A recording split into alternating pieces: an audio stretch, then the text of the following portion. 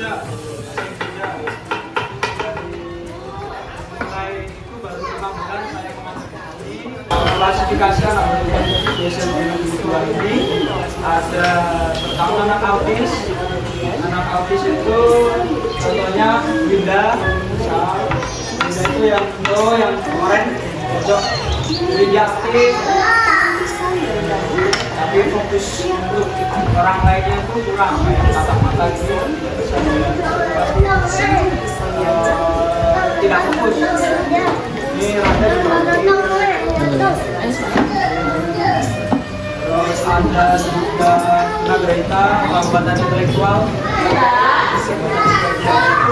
Anak-anak dengan IQ di bawah normal, di bawah rata-rata. Ada apalagi bonus ya?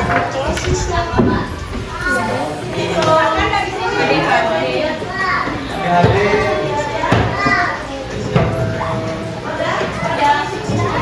kesulitan belajar,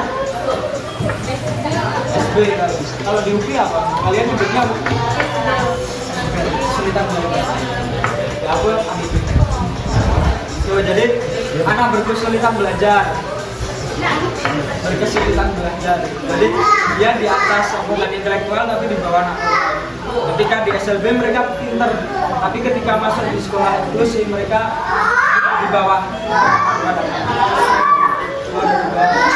Jadi pilihan dari sekolah inklusi karena mereka belum mampu mengikuti pembelajaran secara aktif di sana, akhirnya mereka SLB. Terus selain itu ada TUNARU juga, hambatan pendengaran atau TUNI. Itu di kelas besar kan? Di kelas 11 juga ada. Kalau untuk tunanetra atau hambatan penglihatan tidak ada. Tidak ada di SLB 1 ada.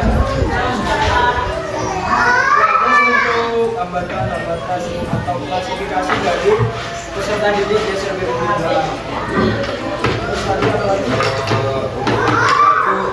Jelaskan sedikit satu atau dua klasifikasi yang tadi, bagaimana mengajarkan anak itu. Pembelajaran yang kami lakukan dengan menggunakan pembelajaran PPI atau pembelajaran individual dan berdiferensiasi. Jadi gimana punya diferensiasi? Berbeda-beda tiap anak. Jadi ya pasti karena kan PPI itu kan nanti pembelajaran individual, jadi kami memberikan pembelajaran itu secara individu per individu. Karena kan misal ini dalam satu kelas kan ini di INES muridnya 3 nggak masuk, ini saya muridnya 2 cuma gabung dengan Bogor dia benar. Tuh jadi ya kami fokus ke masing-masing anak karena setiap anak dalam satu kelas itu punya karakteristik dan kecerdasannya sendiri-sendiri. Jadi tidak bisa seperti di sekolah reguler yang disamaratakan.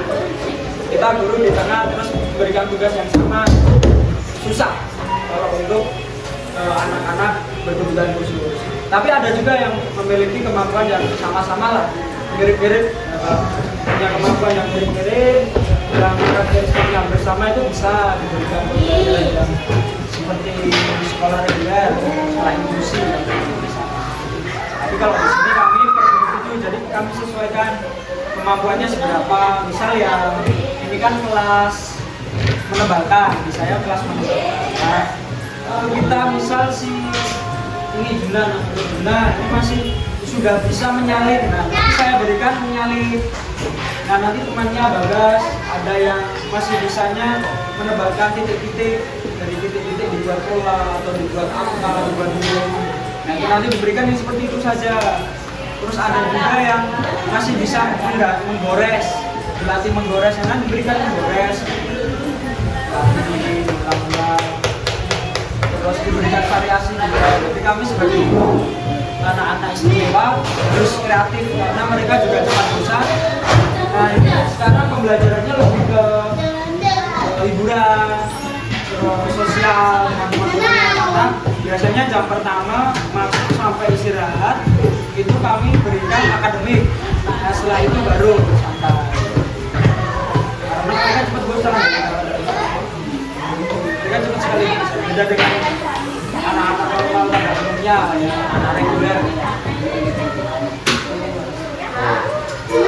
jadi berarti menyesuaikan ya dengan individu atau kebutuhan mereka. Betul, apalagi kalau misal anaknya nanti dari rumah udah kondisi moodnya tuh jelek atau nggak happy. Nah, bagaimana kita di kelas bisa membuat mereka happy, mereka bisa senang lagi, terus mau mengikuti pembelajaran yang kami berikan di kelas. Belum lagi kalau ada yang cook, tapi kita harus mental, kita harus kolaborasi dengan guru yang lain juga. Nah, itu hal-hal yang seperti itu yang mungkin tidak didapatkan oleh guru-guru di sekolah umum.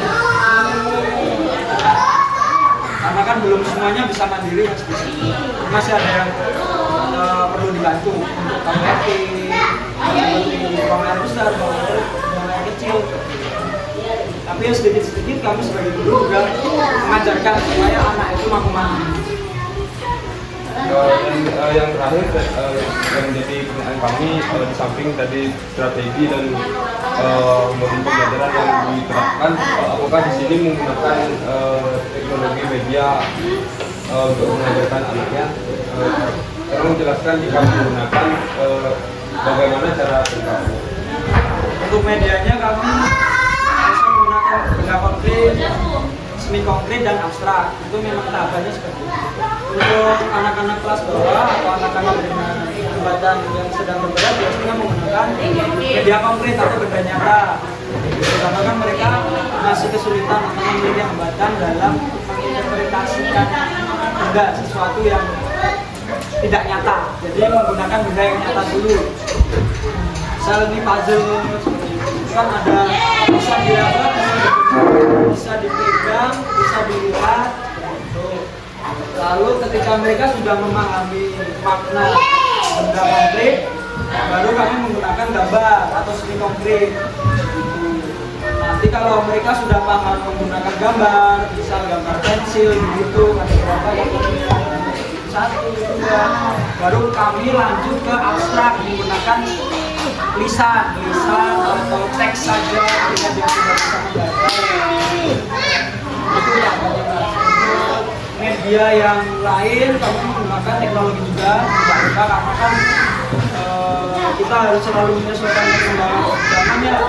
Sekarang dengan teknologi, jadi kadang juga kami pinjam flash proyektor atau pindah ke ruang multimedia untuk menampilkan media atau konten pembelajaran dengan teknologi. Terus untuk yang lain ya kami kadang observasi keluarga. Misal pembelajaran tentang alam gitu. Kamu kalau sampai sini apa itu namanya pembuat sini apa ya? Yang kecil-kecil itu apa ya? Kalau di kamu apa? Cherry apa yang kecil-kecil? Buah itu loh. Di sini apa yang warna merah? Ya, yang manis tuh. Apa namanya? Lupa pernah Bunggung. Ya itulah, jadi mereka ambil satu-satu nanti begitu atau mengumpulkan daun dengan berbagai macam bentuk nanti ditempel seperti itu. Jadi mereka lebih membekas, lebih bermakna, jadi tidak lupa dan tetap menyenangkan belajar ini.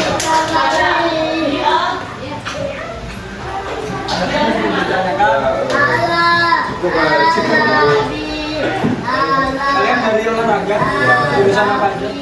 Satu semua angkatan.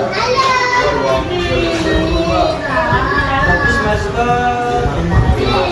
Kebetulan mengambil lintas hobi ke hobi lain apabila mengajar pendidikan. Oh sekarang jadi dalam kemajuan ada UTS membuat observasi langsung begitu.